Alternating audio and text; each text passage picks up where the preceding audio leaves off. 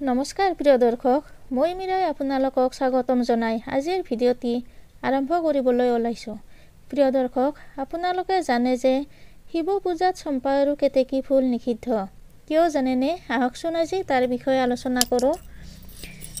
নৈমিষাৰণ্যৰ শুকনাদি মুনিগণে সূত মুনিক কৈছিল, হে মহামতী সূত, তুমি আমাক শিৱ পূজাৰ বিধি বৰ্ণনা কৰিলা। সকলো ফুলৰ দ্বাৰাই পূজা কৰিলে শিৱ সন্তুষ্ট হয় বুলিলা। একমাত্ৰ কেতেকী আৰু চম্পক ফুলৰ দ্বাৰাই শিৱ পূজা কৰিব নালাগে বুলিও কৈছা। ইয়াৰ কাৰণ কি আমাক জনালে আমি পৰম আনন্দিত হ'ম। মুনিগণৰ কথা শুনি সূত মুনিয়ে কৈছিল, মই আপোনালোকক ইয়াৰ কাৰণ বৰ্ণনা কৰোঁ শুনক। পুৰণি কালত পিতৃসত্য পালনৰ বাবে ৰামচন্দ্ৰই বনলৈ গমন কৰিছিল। তেওঁৰ লগতে প্ৰিয়তমা পত্নী সীতা আৰু অনুজ লক্ষ্মণো গৈছিল। বনবাসৰ সময়ত ৰামচন্দ্ৰই পত্নী আৰু ভাতৃৰ সৈতে কিছুদিন ফুল্গু নদীৰ পাৰত আনন্দমনে বাস কৰিছিল। সেই সময়ত এদিন ৰামচন্দ্ৰৰ পিতৃ দশৰথৰ শ্ৰাদ্ধৰ সময় উপস্থিত হৈছিল। পিতৃ শ্ৰাদ্ধ উপস্থিত হোৱাৰ ৰামচন্দ্ৰ কিছু চিন্তিত হৈছিল। ৰামচন্দ্ৰৰ আদেশত লক্ষ্মণে পিতৃ শ্ৰাদ্ধৰ সামগ্ৰী সংগ্ৰহ কৰিবলৈ ওচৰৰ গাঁৱলৈ গমন কৰিছিল। লক্ষ্মণে প্ৰীতি শ্ৰাদ্ধৰ সামগ্ৰী সংগ্ৰহ কৰিবলৈ গাঁৱলৈ গৈ বহু সময় পাছতো উভতি নহাত ৰামৰ মনত বৰ চিন্তা হৈছিল। তেওঁ সীতাক কৈছিল, হে প্ৰিয়ে, লক্ষ্মণ গাঁৱলৈ যোৱা বহু সময় অতীত হ'ল। শ্ৰাদ্ধৰ সময় এতিয়া পাৰ হ'বৰ হৈছে। মই লক্ষ্মণক বিচাৰি যাওঁ। তুমি অকলে থাকিব পাৰিবানে? স্বামীৰ কথা শুনি সীতাই পাৰিব বোলাত ৰামে বেগাবেগিকৈ গাঁৱলৈ গমন কৰিছিল। তেওঁ উভতি অহাত পলম হোৱা দেখি সীতাৰ মনত চিন্তা হৈছিল। ক্ৰমাৎ দুপৰ বেলা অতিক্ৰম কৰিছিল। নিৰ্দিষ্ট সময়ত শ্ৰাদ্ধ কৰিব নোৱাৰিলে শ্ৰাদ্ধ কৰাৰ ফল লাভ নহ'ব। ৰাক্ষসী বেলা উপস্থিত হ'লে শ্ৰাদ্ধ কৰ্ম কৰা উচিত নহ'ব। সীতাই মনতে ভাবিছিল, দেৱ লক্ষ্মণ ৰাতিপুৱাই গাঁৱলৈ গৈ এতিয়াও উভতি অহা নাই। স্বামীয়েও বহু সময় আগতে গাঁৱলৈ গৈও উভতি নাহিল। অলপ পাছতে ৰাক্ষসী বেলা হ'ব। শ্ৰাদ্ধৰ বাবে কোনো দ্ৰব্যও নাই। কি কৰোঁ এতিয়া? সীতাই বহু সময় চিন্তা কৰি ফুল্গু নদীৰ পাৰত স্নান কৰি নিৰুপায় হৈ নদীৰ বালিৰে পিণ্ড কৰি শহুৰেকক দশৰথৰ বাবে আগবঢ়াইছিল। পিণ্ডদান কৰাৰ সময়ত নৈৰ বালিৰ পৰা এখন হাত ওলাই সীতাৰ সেই বালিৰ পিণ্ড গ্ৰহণ কৰিছিল। তাৰ পাছত দৈব্যবাণীৰূপে উদ্দেশ্যভাৱে দশৰথ ৰজাই কৈছিল, হে সীতা, মই পৰম সন্তুষ্ট হৈছোঁ। তুমি যথাসময়ত মোৰ বাবে পিণ্ডদান কৰিলা। তুমি মোক বালিৰ পিণ্ড অৰ্পণ কৰি ধন্য হ'লা। সেই বাণী শ্ৰৱণ কৰি আৰু হাত এখন দৰ্শন কৰি সীতা আচৰিত হৈছিল। যদিও সবিস্ময়ে প্ৰশ্ন কৰিছিল, আপুনি কোন, মোক পৰিচয় দিলে সন্তোষ পাম। সীতাৰ কথা শুনি দশৰথ ৰজাই কৈছিল, হে সীতা, মই তোমাৰ শহুৰ দশৰথ ৰজা। তুমি মোক কোনো দ্ৰব্য নথকাত বালিৰ দ্বাৰাই পিণ্ডদান কৰিলা যদিও মই পৰম সন্তোষ পাইছোঁ। তুমি কৰা শ্ৰাদ্ধ সফল হ'ল। জানকীয়ে সেই কথা শুনি পৰম আনন্দ লাভ কৰিছিল। তেওঁ উদ্দেশ্য শহুৰ দশৰথৰ প্ৰতি কৈছিল, হে শহুৰ দেৱতা, মোৰ স্বামী আৰু দেৱ লক্ষ্মণে আপোনাৰ এই হাত দৰ্শন কৰিব নোৱাৰিলে আৰু আপোনাৰ সুমধুৰ বাণীও শ্ৰৱণ কৰাৰ সৌভাগ্য নহ'ল। এনেস্থলত মই তেওঁলোকক আপোনাৰ কথা জনালে তেওঁলোকে মোক কেনেকৈ বিশ্বাস কৰিব? মই আপোনাৰ কথা তেওঁলোকক জনালে তেওঁলোকে মোক মিথ্যাবাদী বুলিব। সীতাৰ কথা শুনি উদ্দেশ্যভাৱে দশৰথ ৰজাই কৈছিল, হে সীতা, তুমি মহাসতী, তোমাৰ মনত অলপো পাপ ভাৱ নাই। তুমি মোক পিণ্ডদান কৰা দৃশ্য যিবোৰে দৰ্শন কৰিলে তুমি সেইবোৰকে সাক্ষী ৰাখিবা। তেতিয়া সীতাই ফগু নদী, ধেনু, অগ্নি আৰু নদীৰ পাৰত থকা কেতেকী ফুলক সাক্ষী ৰাখি কৈছিল, মই মোৰ স্বামীৰ স্বৰ্গীয় পিতৃ পিতামহাদিৰ বাবে নিৰুপায় হৈ দ্ৰব্যৰ সলনি বালিৰ দ্বাৰাই পিণ্ডদান কৰিলোঁ। এই দৃশ্য তোমালোকেহে দৰ্শন কৰিলা। তোমালোকে মোৰ সাক্ষী হ'বা। খন্তেক পাছতে ৰামচন্দ্ৰই অতি ব্যস্তভাৱে সেই স্থানত উপস্থিত হৈ সীতাক কৈছিল, হে প্ৰিয়ে, বহু পলম হৈ গ'ল। তুমি এতিয়াই শ্ৰাদ্ধৰ বাবে সকলো যোগাৰ কৰা। ৰামৰ কথা শুনি সীতাই সকলো ঘটনা বিৱৰি কৈছিল। সীতাৰ কথা শুনি ৰামচন্দ্ৰ আৰু লক্ষ্মণ অতি আচৰিত হৈছিল। ৰামে তেতিয়া লক্ষ্মণক প্ৰশ্ন কৰিছিল। আমি দুয়ো বিধিমতে আমাৰ পিতৃদেৱক বহুবাৰ আহ্বান কৰা স্বত্বেও তেওঁ আমাক দেখা দিয়া নাছিল। আজি পিতৃদেৱে সীতাৰ পৰা বালিৰ পিণ্ড গ্ৰহণ কৰা আৰু সীতাক উপদেশ দিয়া কথা তোমাৰ বিশ্বাস হৈছেনে বাৰু? মই ভাবোঁ সীতাই এইবোৰ সঁচা কোৱা নাই। স্বামীৰ ৰামচন্দ্ৰৰ কথা শুনি সীতাই বৰ লাজ পাইছিল। যদিও ৰামচন্দ্ৰক কৈছিল, হে ৰঘুনন্দন, মই শ্ৰাদ্ধ কৰাৰ সময়ত উপস্থিত থকা ফুল্গু নদী, ধেনু, অগ্নি আৰু কেতেকী ফুলক সাক্ষী ৰাখিছিলোঁ। আপুনি তেওঁলোকক সুধি চাব পাৰে। সীতাৰ কথা শুনি ৰামচন্দ্ৰই সেই সাক্ষীগণক সোধাত আটাইকেইজনে ৰামচন্দ্ৰক জানকীয়ে কি কৰিছে আমি দেখা নাই বুলি মিছা মাতিছিল। তেতিয়া সীতাই লাজ আৰু মনত বৰ দুখ পাইছিল। সাক্ষীয়ে মিছা কৈছে যেতিয়া তেওঁৰ আন উপায় নাছিল। ৰামে তেতিয়া হাঁহি আৰু ঠাট্টা কৰি সীতাক কৈছিল, আমি উভতি আহোঁতে পলম হোৱা বাবে তুমি আমাক তেনেদৰে কৈছা বুলি বুজিলোঁ। এতিয়া মধ্যাহ্ন অতীত হওঁ হওঁ হৈছে। তুমি অবিলম্বে পিতৃ শ্ৰাদ্ধৰ বাবে প্ৰয়োজনীয় অন্নাদি ৰান্ধা, আমি স্নান কৰি আহি শ্ৰাদ্ধ কৰিম। সীতাই সঁচা কোৱা স্বত্বেও সাক্ষীৰ অভাৱত তেওঁ মিথ্যাবাদিনী হোৱাত বৰকৈ লাজ আৰু দুখ পাইছিল। যদিও স্বামীৰ কথামতে শ্ৰাদ্ধৰ প্ৰয়োজনীয় অন্নাদি ৰান্ধিছিল। ৰাম আৰু লক্ষ্মণে বিধিমতে স্নান কৰ্ম সমাপ্ত কৰি শ্ৰাদ্ধত দ্ৰব্য আগবঢ়াই পিতৃক সেইবোৰ গ্ৰহণ কৰিবলৈ আবাহন কৰাত স্বৰ্গীয় পিতৃ দশৰথে অদৃশ্যভাৱে কৈছিল, হে বপা ৰাম, তুমি মোক পুনৰ কিয় আহ্বান কৰিলা? অলপ আগতে মই সীতাই প্ৰদান কৰা বালিৰ পিণ্ড গ্ৰহণ কৰি পৰম তৃপ্তি লাভ কৰিছোঁ। তোমালোকে পুনৰ মোৰ বাবে পিণ্ড দান কৰাৰ কোনো প্ৰয়োজন নাই। আকাশবাণী শ্ৰৱণ কৰি ৰাম লক্ষ্মণৰ মনত পৰম আনন্দ হৈছিল। ৰামচন্দ্ৰই তেতিয়া সীতাক কৈছিল, হে প্ৰিয়ে, তুমি মিছা কোৱা নাছিলা। তুমি ধন্য, তুমি মহাপুণ্যৱতী নাৰী। তোমাৰ দৰে নাৰী যি বংশত থাকে সেই বংশৰ সকলোৰে পুণ্যফল লাভ কৰিব পাৰে বুলি বুজি পালোঁ। হে প্ৰিয়ে, তুমি মোক বেয়া নাপাবা। তুমি সত্য কথা কৈছিলা যদিও তেনে অস্বাভাৱিক কথাত আমি তোমাক বিশ্বাস কৰিব পৰা নাছিলোঁ। তুমি যিবোৰ সাক্ষী কৰিছিলা সেই সকলেও মিছা মাতিছে বাবেহে তোমাক মিথ্যাবাদিনী বুলি ভাবিবলৈ বাধ্য হৈছিলোঁ। তুমি আমাক ক্ষমা কৰা। সীতাই ৰামৰ কথা শুনি ৰামৰ চৰণ বন্দনা কৰি, হে স্বামী, মই আপোনালোকক বেয়া পোৱা নাই। দুখ পাইছোঁ মোৰ সাক্ষী চাৰিজনৰ বাবে। আপুনি মোৰ ওচৰত ক্ষমা কৰি লাজ নিদিব বুলিছিল। সীতাই সেই সময়ত ক্ৰোধিতা হৈ ফুল্গু নদীক, হেৰা ফুল্গু, তুমি সকলো দেখিও মিছা মাতিলা। তাৰ বাবে মই তোমাক অভিশাপ প্ৰদান কৰিলোঁ। আজিৰ পৰা তুমি পাতালতহে প্ৰৱাহিত হ'ব লাগিব। তোমাৰ সামান্য জলহে পৃথিৱীত থাকিব। তোমাক সকলোৱে অন্তঃস্ত্ৰতা বুলি ক'ব বুলিছিল। সীতাই কেতেকী ফুলক এনেদৰে অভিশাপ দিছিল, হেৰা কেতেকী, তুমি মিছা কোৱা বাবে আজিৰ পৰা শিৱ পূজা ফুলৰ অযোগ্য হ'বা। কোনোৱে শিৱলিংগ পূজাত কেতেকী ফুল অৰ্পণ নকৰিব। সীতাই ক্ৰোধভাৱে ধেনুক এইদৰে অভিশাপ প্ৰদান কৰিছিল, হে গাভী, তুমি মিথ্যাবাদিনী হৈছা বাবে তোমাক অভিশাপ দিলোঁ। আজিৰ পৰা তোমাৰ মুখ অপবিত্ৰ হ'ব। অৱশ্যে তোমাৰ পুচ্ছদেশ পবিত্ৰ হৈ থাকিব। সীতাই অগ্নিক এনেদৰে অভিশাপ দিছিল, হে পাৱক, তুমি ইমান দিনে দেৱগণৰ মুখ স্বৰূপ আছিলা। মিছা কোৱা বাবে মোৰ অভিশাপৰ ফলত আজিৰ পৰা তুমি সৰ্বভোগ হ'বা। অগ্নিয়ে সেইবোৰ ভক্ষণ কৰাৰ লগে লগে দেৱগণে সেইবোৰ অগ্নিৰ জৰিয়তে ভক্ষণ কৰিব পাৰিছিল। সেইবাবে অগ্নিক দেৱগণৰ মুখ বোলা হৈছিল।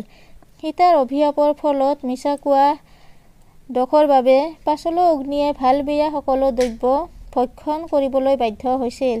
তাৰ ফলত পবিত্ৰ হোম যজ্ঞৰ ঘিউ আদি দ্ৰব্য ভক্ষণ কৰা সেই অগ্নিয়ে মৃতদেহ ভক্ষণ কৰিবলৈ বাধ্য হৈছে। অকল সেয়াই নহয়, অগ্নিত প্ৰদান কৰা ভাল বেয়া সকলো ভক্ষণ কৰিবলগীয়া হৈছিল বুলি জনা যায়। মিছা কোৱা বাবে সীতাৰ অভিশাপত ফুল্গু নদী পাতালত প্ৰৱাহিত হ'ল। কনিষ্ঠ দেৱতা অগ্নি সৰ্বভোগ হ'ল। গাভীৰ মুখ অপবিত্ৰ হ'ল আৰু কেতেকী ফুল শিৱ পূজাৰ পৰা বঞ্চিত হ'ল। তেওঁলোকে সেই দুখ সদায় ভোগ কৰি থাকিল। সূত মুনিয়ে মুনিগণক কৈছিল, হে মুনিগণ, মই আপোনালোকক কেতেকী ফুল শিৱ পূজাত নলগাৰ কাৰণ বৰ্ণনা কৰিলোঁ। এতিয়া চম্পক ফুলৰ কথা কওঁ শুনক। দেৱ পঞ্চাননৰ গোকৰ্ণেশ লিংগৰ কথাও কওঁ শুনক। গোকৰ্ণ প্ৰদেশত যি শিৱলিংগ আছে সেই শিৱলিংগ গোকৰ্ণেশ নামে জগত বিখ্যাত। সেই গোকৰ্ণেশ শিৱলিংগ দৰ্শন কৰিলে মানুহৰ পাপ নাশ হয় আৰু পূজা কৰিলে মানুহে অন্তিমত শিৱলোক প্ৰাপ্ত হয়। ইহকালতে সেই গোকৰ্ণেশ পূজাৰ ফলত নানা ধৰণৰ সুখ লাভ, যশস্যা লাভ, ঐশ্বৰ্য লাভ আদি কৰিব পাৰি শিৱৰ কৃপাত। তাতে শিৱই অদৃশ্যভাৱে সৰ্বক্ষণে বিৰাজ কৰি থাকে। এদিনাখন দেৱৰ্ষি নাৰদে সেই শিৱলিংগ দৰ্শন কৰাৰ ইচ্ছা কৰি গোকৰ্ণ প্ৰদেশলৈ গমন কৰিছিল। তেওঁ পথ ভ্ৰমণ কৰি সেই শিৱলিংগ দৰ্শনৰ বাবে গমন কৰি থকাৰ সময়ত পথৰ দাঁতিত এজোপা সুগন্ধি চম্পক ফুলৰ গছ দেখা পাইছিল। সেই ফুলৰ গছজোপাৰ পৰা এজন ব্ৰাহ্মণে ফুল ছিঙি থকা দেখা পাইছিল। অন্তৰ্যামী দেৱৰ্ষি নাৰদে সেইজন ব্ৰাহ্মণ যে অসৎ স্বভাৱৰ সেই কথা ভালদৰে জানে। সেয়াই নহয়, সেই অসৎ স্বভাৱৰ ব্ৰাহ্মণজনে চম্পক ফুলেৰে গোকৰ্ণেশ শিৱলিংগ পূজা কৰি অতুল ঐশ্বৰ্য গৰাকী আৰু প্ৰজাবোৰক প্ৰতাৰণা কৰি অশান্তি প্ৰদান কৰি থকাৰ কথাও ভালদৰে জানে। লগতে নাৰদে এই কথাও জানে যে সেই ব্ৰাহ্মণে শিৱৰ কৃপাত গোকৰ্ণ প্ৰদেশৰ ৰজাৰ দানধ্যক্ষ পদত নিযুক্ত হৈ ব্ৰাহ্মণসকলক বৰকৈ প্ৰতাৰণা কৰি থাকে। সেই ব্ৰাহ্মণক দমন কৰাৰ উদ্দেশ্যে নাৰদ সেই স্থানলৈ গমন কৰিছিল বুলিব পাৰি। দেৱৰ্ষি নাৰদে সেই দুষ্ট ব্ৰাহ্মণৰ কাষলৈ গৈ হে ব্ৰাহ্মণ দেৱতা, আপুনি কি কৰি আছে বুলি সুধিছিল। দুষ্ট ব্ৰাহ্মণে সংগ্ৰহ কৰা চম্পক ফুলবোৰ কাপোৰেৰে ঢাকি লুকুৱাই ৰাখি নাৰদক কৈছিল, হে দেৱৰ্ষি নাৰদ, আপোনাৰ দৰ্শন লাভ কৰি ধন্য হলোঁ। মই এজন অতি দৰিদ্ৰ ব্ৰাহ্মণ। মই এতিয়া ভিক্ষা কৰিবলৈ এই পথেৰে গাঁৱলৈ যাব আহিছোঁ। সুগন্ধি চম্পক ফুলজোপা দৰ্শন কৰি ফুলৰ ঘ্ৰাণ লৈছোঁ। নাৰদে তেতিয়া মৃদু হাঁহি মাৰি গোকৰ্ণেশ লিংগ দৰ্শন কৰিবলৈ বীণা বজাই নাৰায়ণ নাৰায়ণ উচ্চাৰণ কৰি সেই স্থান পৰিত্যাগ কৰিছিল। তেওঁ গোকৰ্ণেশ শিৱলিংগ দৰ্শন কৰি পুনৰ সেই পথেৰে খোজ কাঢ়িছিল। তেওঁ পুনৰ চম্পক ফুল ছিঙি থকা দেখা পাইছিল পূৰ্বৰ ব্ৰাহ্মণক। সেই ব্ৰাহ্মণে দূৰৰ পৰা নাৰদক দেখি ফুলবোৰ পুনৰ লুকুৱাই ৰাখিছিল। নাৰদে ব্ৰাহ্মণৰ ওচৰ পাই হে ব্ৰাহ্মণ দেৱতা, আপুনি নিশ্চয় ভিক্ষা খুজি এতিয়া গৃহলৈ বুলি গমন কৰি এই স্থান পাইছে নহয়নে? ব্ৰাহ্মণে সেইবুলিও মিছা মাতি আজি কতো ভিক্ষা নাপালোঁ, এতিয়া দুখমনে গৃহলৈ বুলি আহি এই স্থান পালোঁ বুলি ব্ৰাহ্মণে তাৰ পৰা আঁতৰি গৈছিল।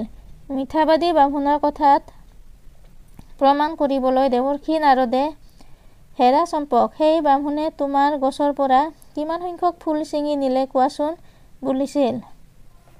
ব্ৰাহ্মণৰ ভয়ত চম্পক ফুলৰ গছজোপাই কিমান ফুল ছিঙি নিলে মই নাজানো বুলিছিল। নাৰদে বুজি পাইছিল যে শিৱৰ কৃপা লাভ কৰা দুষ্ট ব্ৰাহ্মণক সকলোৱে ভয় কৰে। সেই ভয়তে চম্পক ফুলে সঁচা কোৱা নাই। তেওঁ পুনৰ শিৱলিংগৰ কাষলৈ গমন কৰিছিল।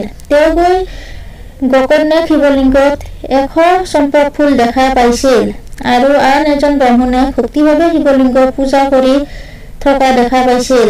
তেওঁ তেতিয়া সেই ব্ৰাহ্মণজনক সুধিছিল, হে ব্ৰাহ্মণ দেৱতা, আপুনি ভক্তিভাৱে লিংগ পূজা কৰি থকা দেখি আনন্দিত হলোঁ। আপুনি কি ফল কামনা কৰি শিৱলিংগ পূজা কৰিছে আৰু আপোনাৰ আগতে কোনে চম্পক ফুলেৰে শিৱ পূজা কৰি গল জনাওক।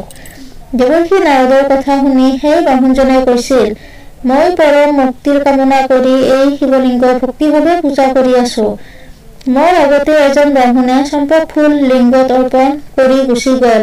সেই ব্ৰাহ্মণজনে আমাৰ দেশৰ ৰজাক বিমুগ্ধ কৰি ৰজাৰ দানাধ্যক্ষ পদত নিযুক্তি হৈছে। তেওঁ বহু পৰিমাণৰ অৰ্থ গ্ৰহণ কৰি ৰজাৰ দানাধ্যক্ষ হৈ আছে। সেই ব্ৰাহ্মণে ঐশ্বৰ্যশালী হৈ আৰু অহংকাৰী হৈ আনবোৰ ব্ৰাহ্মণক বৰকৈ প্ৰিয়ম কৰি থাকে। ৰজাৰ কৃপাত অতুল ঐশ্বৰ্যৰ গৰাকী হৈ সেই ব্ৰাহ্মণে নিজকে পৃথিৱীৰ সৰ্বশ্ৰেষ্ঠ ব্ৰাহ্মণ জ্ঞান কৰে। সত্যবাদী ব্ৰাহ্মণৰ কথা শ্ৰৱণ কৰি দেৱৰ্ষি নাৰদ সন্তুষ্ট হৈ হে ব্ৰাহ্মণ দেৱ, আপুনি প্ৰভু শিৱৰ কৃপাত অক্ষয় মুক্তি লাভ কৰিব পাৰিব বুলিছিল। ব্ৰাহ্মণে দেৱৰ্ষি নাৰদক আৰু শিৱলিংগত ভক্তিভাৱে প্ৰণাম জনাই সেই স্থান পৰিত্যাগ কৰিছিল। নাৰদে তেতিয়া মনতে ভাবিছিল, সেই মিঠাবাদী ব্ৰাহ্মণে চম্পা ফুলেৰে শিৱলিংগ পূজা কৰি শিৱৰ কৃপা লাভ কৰিছে। শিৱৰ কৃপা লাভ কৰি তেওঁ অহংকাৰী আৰু অত্যাচাৰীও হৈছে। তেওঁ ৰজাকো বশীভূত কৰি দানাধিক্য পদ লাভ কৰি ব্ৰাহ্মণসকলক সেই জ্ঞান আৰু প্ৰেৰণ কৰি আছে। নাৰদে তেতিয়া শিৱক স্মৰণ কৰাত তেওঁ শিৱক দেখা দিছিল। তেতিয়া নাৰদে শিৱক ভক্তিভাৱে পূজা কৰি, হে প্ৰভু, তুমি সেই মিঠাবাদী আৰু অহংকাৰী ব্ৰাহ্মণৰ কিয় কৃপা কৰি আছা? তেওঁ কিয় মহৎ ফল প্ৰদান কৰিলা ভোলানাথ? বলাত শিৱই মৃদু হাঁহি মাৰি কৈছিল, হে নাৰদ, সেই ব্ৰাহ্মণ মিঠাবাদী যদিও চম্পা ফুলেৰে নিত্য মোৰ এই গোকৰ্ণে শিৱলিংগত পূজা কৰি থাকে, মই সেইবাবে তেওঁক কৃপা কৰিবলৈ বাধ্য হৈছো। হে নাৰদ, যি মানুহে চম্পা ফুলৰ দ্বাৰাই মোৰ শিৱ লিংগ পূজা কৰে, ত্ৰিজগত সেই মানুহৰ বশীভূত হয়, সেই কথা মনত ৰাখিবা।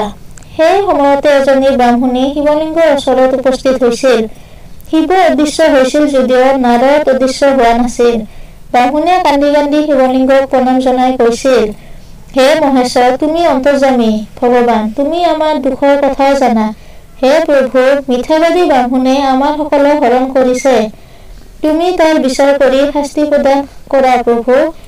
সেই ব্ৰাহ্মণীৰ কথা শুনি নাৰদে, হে ব্ৰাহ্মণী, বেয়া নোপোৱা যদি তুমি তোমাৰ দুখৰ কথা মোক জনাবানে বুলিছিল। তেতিয়া ব্ৰাহ্মণীয়ে কৈছিল, হে ঋষিবৰ, আমাৰ দুখৰ কথা শুনক। আমাৰ ভাগ্যৰ ফলত মোৰ স্বামীয়ে ভীষণ আঘাত পোৱাত পংগু হৈ আছে। আমাৰ এজনী কন্যা আছে, তাই বিবাহৰ বাবে উপযুক্ত হৈছে। তাই বিবাহৰ বাবে আমি বৰ চিন্তিত হৈছো। আজি মোৰ স্বামীয়ে ৰজাক মনৰ দুখৰ কথা জনোৱাত ৰজাই মোৰ স্বামীক কিছুদিন ধন আৰু গাভী দান কৰিছিল। ৰজাই দিয়া সেই ধনৰ অৰ্ধাংশ সেই দুষ্ট ব্ৰাহ্মণে জয় কৰি কাঢ়ি নিছে। ৰজা সেই ব্ৰাহ্মণৰ বশীভূত হোৱা বাবে তেওঁৰ বিৰুদ্ধে ৰজাই একো ব্যৱস্থা গ্ৰহণ কৰা নাই। এতিয়া আমি কি কৰো, কলৈ যাওঁ, কোনে আমাক ৰক্ষা কৰিব, একো নাজানি শেষত প্ৰভু শিৱকে ইয়াৰ বিচাৰ কৰিবলৈ প্ৰাৰ্থনা কৰিছো। সেই দুষ্ট ব্ৰাহ্মণজনেও সদায় এই মন্দিৰলৈ আহি মহেশ্বৰক পূজা কৰে। মহেশ্বৰে সেই দুষ্টক কিবা শাস্তি প্ৰদান কৰিব ভাবিহে মই তেওঁৰ লিংগক প্ৰাৰ্থনা জনাইছো। ব্ৰাহ্মণীৰ কথা শুনি দেৱকী নাৰদে কৈছিল, হে আই ব্ৰাহ্মণী, ৰজাই তেওঁলোকক কিমান ধন আৰু কিমানজনী গাভী প্ৰদান কৰিছে কোৱাচোন। ব্ৰাহ্মণীয়ে কৈছিল, ৰজাই বহু ধন আৰু এজনী গৰ্ভৱতী গাভী দান কৰিছে। সঁচা কবলৈ হলে সেই ব্ৰাহ্মণে আমাৰ দুখৰ কথা ৰজাক কোৱাত ৰজাই সেই ধন আৰু গাভী আমাক প্ৰদান কৰিছে। তেওঁৰ কথামতে ৰজাই আমাক সেইবোৰ দিছে বাবে সেই ধন আৰু গাভী সমানে ভগাই লব লাগেনে? এয়া কেনেধৰণৰ ধৰ্ম? বিচাৰ ভাবি চাওকচোন। মোৰ সৎ স্বভাৱৰ স্বামীয়ে সেই দুষ্টৰ কথামতে ধন সমানে ভগাই এভাগ তেওঁক দিছে। এজনী মাত্ৰ গাই কেনেকৈ দুভাগ কৰিব কওকচোন। ব্ৰাহ্মণে কিন্তু গাইজনী বধ কৰি হলেও এভাগ বিচাৰিছে। গাভী হত্যা মহাপাপ, কেনেকৈ কৰো কওকচোন ঋষিবৰ। সেই মহাপাপ কেনেকৈ খণ্ডন কৰিম ভাবি চাওকচোন। নাৰদে তেতিয়া ব্ৰাহ্মণীক কৈছিল, তুমি এতিয়া গৃহলৈ যোৱাগৈ, মই কি কৰিব পাৰো চেষ্টা কৰি চাম। তুমি দুখ নকৰিবা, তোমালোকৰ দুখ নিশ্চয় প্ৰভু সদায় খণ্ডন নকৰাকৈ নাথাকিব। ব্ৰাহ্মণীয়ে নাৰদক আৰু শিৱলিংগক ভক্তিভাৱে প্ৰণাম জনাই নিজ গৃহলৈ গমন কৰিছিল। ব্ৰাহ্মণী শিৱ মন্দিৰৰ পৰা ওলাই যোৱাৰ লগে লগে শিৱই নাৰদক পুনৰ দেখা দিছিল। তেতিয়া নাৰদে হাতযোৰ কৰি কৈছিল, হে প্ৰভু, তুমি সকলো শুনিলা। তুমি কিয় সেই দুষ্ট ব্ৰাহ্মণৰ পূজা গ্ৰহণ কৰি থাকা? পৰদ্ৰব্য অপহৰণকাৰী সেই ব্ৰাহ্মণ অসাধু হবই লাগিব। ৰজাৰ অনুগ্ৰহত দানাধিক্ষ হৈ ব্ৰাহ্মণক দান দিয়া দ্ৰব্যৰ অৰ্ধভাগ গ্ৰহণ কৰে। সেয়া কেনে ধৰণৰ ধৰ্ম কোৱাচোন। হে প্ৰভু ভোলেনাথ, যিজন ব্ৰাহ্মণে গৰ্ভৱতী গাভীৰ অৰ্ধভাগ বিচাৰে, তেওঁ কি ধৰণৰ ব্ৰাহ্মণ হব পাৰে? মই ভাবো তেওঁৰ সমান মহাপাপী পৃথিৱীত দ্বিতীয় এজন নাই। যি গাভীৰ সোঁফালৰ শিঙত গংগা অধিষ্ঠিত হৈ থাকে আৰু বাওঁফালৰ শিঙত যমুনা অৱস্থিত হৈ থাকে, সেই গাভীক দুভাগ কৰিব বিচাৰিছে সেই দুষ্ট ব্ৰাহ্মণে। তেওঁ জনা উচিত আছিল যে গাভীসকলৰ শিঙৰ মাজভাগত সৰস্বতী, স্কন্দত পদ্মাসন, মাজভাগত ৰুদ্ৰদেৱ, কঁকালত প্ৰভু জনাৰ্দন, পিঠিত তীৰ্থৱ, পেটৰ সোঁফালে দেৱৰ্ষিগণ, বাওঁফালে দেৱগণ, অধোভাগত নদীবোৰ, খুৰাত চাৰিবেদ আৰু দুগ্ধত সাগৰবোৰ স্থিতি লাভ কৰে। তেনে গাভীক দুভা কৰিব বিচৰা ব্ৰাহ্মণজন ব্ৰাহ্মণ নামৰ অযোগ্য। হে প্ৰভু, মই জনাত গাভীতে ত্ৰিলোকে অৱস্থান কৰে। গাভীক প্ৰদক্ষিণ কৰিলে নাইবা ভক্তিভাৱে আৰাধনা কৰিলে পৃথিৱীৰ সৰ্বস্থান ভ্ৰমণ কৰাৰ সমান পুণ্যফল লাভ কৰিব পাৰি। শাস্ত্ৰত পোৱা যায়, পৃথিৱী দান কৰিলে যি পুণ্যফল লাভ কৰিব পাৰি, এজনী গাই গৰু দান কৰিলে সেই পুণ্যফল লাভ কৰিব পাৰি। গৰুৰ সৰ্ব অংগ পৰম পবিত্ৰ। গৰুৰ স্পৰ্শ কৰিলে সৰ্বপাপ বিনাশ হয়। বিভিন্ন পাপৰ বাবে বিভিন্ন প্ৰায়শ্চিত্তৰ বিধান শাস্ত্ৰত পোৱা যায়। গদান কৰিলে কিন্তু সৰ্বপাপৰ প্ৰায়শ্চিত্ত কৰা হয়, অৰ্থাৎ গদান কৰিলে সৰ্বপাপ নাশ হয়। শাস্ত্ৰত এই কথা পোৱা যায় যে মাতৃ কন্যা বেদ নাইবা গ বিক্ৰয় কৰা মানুহে কোনো কালে পাপৰ পৰা মুক্তি লাভ কৰিব নোৱাৰে। সেই মিঠাবাদী ব্ৰাহ্মণে গ বিভাগ কৰিব বিচাৰি মহাপাপ অৰ্জন কৰিলে। হে প্ৰভু শংকৰ, সেই মহাপাপী কেনেকৈ তোমাৰ ভক্ত হব পাৰে কোৱাচোন? দেৱৰ্ষি নাৰদৰ কথা শুনি দেৱৰ পঞ্চাননে নাৰদক কৈছিল, হে দেৱৰ্ষি নাৰদ, তুমি মোৰ পৰম প্ৰিয় ভক্ত। তুমি সেই ব্ৰাহ্মণক যি শাস্তি প্ৰদান কৰিব বিচৰা কৰা। সেই ব্ৰাহ্মণে চম্পক ফুলৰ দ্বাৰাই মোক লিংগ পূজা কৰিছিল বাবে তাৰ ফলত তেওঁৰ পাপ ক্ষয় হৈছিল। কিন্তু তেওঁ অহংকাৰী হৈ নিত্য নতুন নতুন পাপত লিপ্ত হৈছে। যেতিয়া তেওঁ শাস্তি লাভৰ উপযুক্ত হৈছে, তুমি তেওঁক শাস্তি প্ৰদান কৰিব পাৰা, কিন্তু অন্তিমত যেন তেওঁ সদ্গতি লাভ কৰিব পাৰে সেই ব্যৱস্থা কৰিবা। শিৱই তেনেদৰেকৈ অন্তৰ্নিহিত হৈছিল। শিৱৰ আদেশ পাই নাৰদে পুনৰ চম্পক ফুলৰ গছজোপাৰ ওচৰলৈ গৈ কৈছিল, হেৰা বিক্ষোভৰ, সদায় তোমাৰ ফুল কোনে চয়ন কৰে মোক কোৱা, তুমি সত্য কথা কবা। নাৰদৰ কথা শুনি চম্পক ফুলৰ গছজোপাই মই সেই কথা নাজানো বুলিছিল। তেতিয়া নাৰদ ক্ৰোধিত হৈ মিছা কোৱাৰ বাবে এনেদৰে অভিশাপ প্ৰদান কৰিছিল, হেৰা চম্পক বৃক্ষ, তুমি মিঠাবাদী। মই তোমাক অভিশাপ দিলো, আজিৰ পৰা তোমাৰ ফুল শিৱ পূজাত নালাগিব। সেই সময়তে সেই দুষ্ট ব্ৰাহ্মণ চম্পক ফুলৰ ওচৰলৈ যোৱা নাৰদে তেওঁক, হেৰা দুষ্ট ব্ৰাহ্মণ, ৰজাৰ পৰা ধন গ্ৰহণ কৰি দান কৰা ধনৰ আধা ভাগ গ্ৰহণ কৰিছা কিয়? কিয় তুমি গৌ মাতাক দুভাগত বিভক্ত কৰিবলৈ দৰিদ্ৰ ব্ৰাহ্মণক নিৰ্দেশ দিছিলা? তুমি মিঠাবাদী, অসৎ অহংকাৰী ব্ৰাহ্মণ। মিঠাবাদী চম্পক গছৰ পৰা ফুল সংগ্ৰহ কৰি তুমি নিত্য শিৱলিংগ পূজা কৰি শিৱক বশীভূত কৰিছিলা। তুমি সদায় ব্ৰাহ্মণসকলক উৎপীড়ন কৰি থাকা। তুমি সদায় মিছা কথা কৈ থাকা। নকৈ তুমি মিছা কৈছা, তাৰ ফলত মই তোমাক অভিশাপ প্ৰদান কৰিম। তুমি ব্ৰাহ্মণ কুলত জন্ম লাভ কৰিও মহাপাপত লিপ্ত হৈছা। মই তোমাক আজিৰ পৰা ৰাক্ষস হবলৈ অভিশাপ প্ৰদান কৰিলো। নাৰদৰ অভিশাপ শ্ৰৱণ কৰি অতিশয় ভয় পাই ব্ৰাহ্মণে নাৰদৰ চৰণত ধৰি ক্ষমা প্ৰাৰ্থনা কৰিছিল। তেওঁ কৈছিল, হে ঋষিবৰ, আপুনি মোক ক্ষমা কৰক। মই ভৱিষ্যতে মিছা নকম। মই সদায় সত্য কম, সদায় সৎ পথেৰে চলিম। নাৰদে কৈছিল, মই দিয়া অভিশাপ বিফলে নাযাব। তুমি ৰাক্ষস হবই লাগিব। ত্ৰেতা যুগত তুমি ৰামচন্দ্ৰক দেখা পাবা। তেতিয়া তুমি হব বিৰাট ৰাক্ষস। তুমি বহুদিন শিৱ পূজা কৰিছা, গতিকে ৰামৰ হাতত মৃত্যুবৰণ কৰি তুমি সুন্দৰ দেহ লাভ কৰি শিৱৰ পাৰিষদ হব পাৰিবা। নাৰদে তেনেদৰে অভিশাপ দিয়াৰ লগে লগে সেই ব্ৰাহ্মণে ভয়ংকৰ বিৰাট নামৰ ৰাক্ষস হৈ বনে বনে ভ্ৰমণ কৰি ফুৰিছিল। নাৰদে পুনৰ শিৱ মন্দিৰলৈ গমন কৰি গৰ্ণশেষ শিৱলিংগক ভক্তিভাৱে প্ৰণাম জনাই বীণা বজাই নাৰায়ণ নাৰায়ণ বুলি নিজ স্থানলৈ গমন কৰিছিল। সুতমুনিয়ে সুকনাদি মুনিগণক কৈছিল যে এই কাহিনী শ্ৰৱণ কৰিলে নাইবা পাঠ কৰিলে মানুহে পাপৰ পৰা সহজে মুক্তি লাভ কৰিব পাৰে। প্ৰিয় দৰ্শক, ভিডিঅ'টো ভাল লাগিলে মটিভেশ্যন স্কোৱাডছ বাই মীৰা চেনেলটো ছাবস্ক্ৰাইব কৰিবলৈ নাপাহৰিব। লগতে লাইক, শ্বেয়াৰ আৰু কমেণ্ট কৰিব। কিবা ভুল ত্ৰুটি থাকিলে শুধৰাই দিবলৈ নাপাহৰিব। পুনৰ লগ পোৱাৰ আশাৰে আজিলৈ আহিছো। ধন্যবাদ।